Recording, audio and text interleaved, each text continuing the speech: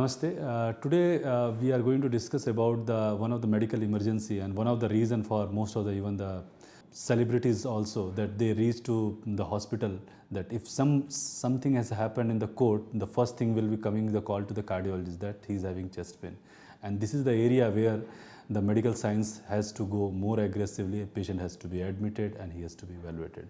So let us go in the domain of acute coronary syndrome. So acute coronary syndrome is a condition in which the coronaries are having inflammation, at the same time they are having block, and that may be progressive, they may be unstable, and they can totally block and patient can develop a lot of complication including the death. So acute coronary syndrome is a medical emergency, and here diagnosis is very vital. So if a patient is having chest pain or anginal chest pain or severe breathlessness, sweating, and the same time the patient's hemodynamics are unstable, means blood pressure is not stable or it is dropping down, this may be a medical emergency of acute coronary syndrome, and there the need of ECG, echo and blood markers are very vital. If you do the ECG, if it is a ST elevation MI, which is we call as when the artery is totally blocked, one of the arteries choked up, means no circulation is going, ECG will show the picture. We say is that ST elevation, particular segment of the ECG will start coming up, and that indirectly give the impression that one of the arteries is choked, or we can say there is no circulation is going that. And the patient is also having the chest pain, severe chest pain will be there, and his complaint will be matching with the ECG.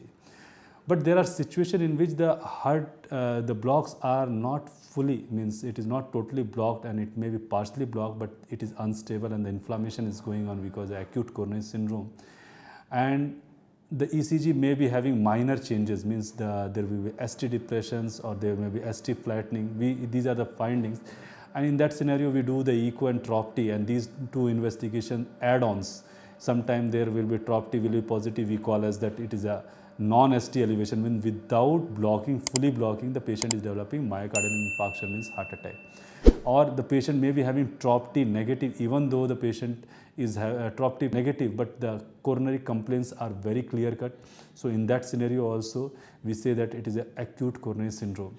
So the difference between acute coronary syndrome and chronic is that the patient may be having this condition in the resting state.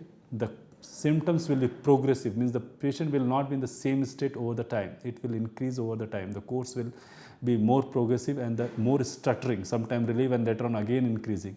And finally, the complication rate are a bit higher if we have not taken the early action, means patient has to be in the hospitalized, he has not to moving too much, he has to reach to the nearest hospital, and the cardiology team should start intervening it from the medicine and intervention wherever needed.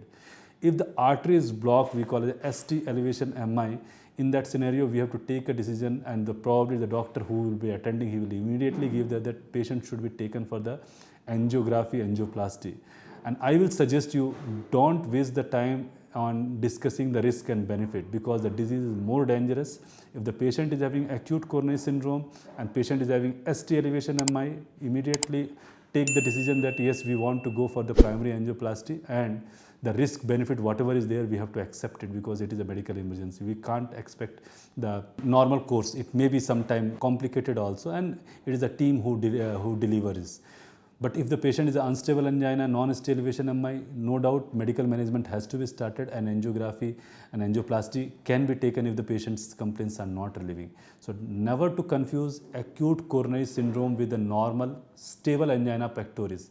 So in stable angina pectoris, the patient may be having normal day-to-day activity, or particular activity will be leading to the anginal chest pain, means heaviness will be coming. Here the patient in acute coronary syndrome, he will be sitting and he will start profuse sweating, heaviness, and while walking the anginal chest complaints will be increasing, or he may collapse also. So this is a medical emergency, and here the decision of the family members is very vital. They should not waste the time in discussing the risk and benefit. If the doctor is saying that the patient need angioplasty in that situation, they should go ahead so that the muscles can be saved, and at the same time the long-term complications of the heart disease can be prevented.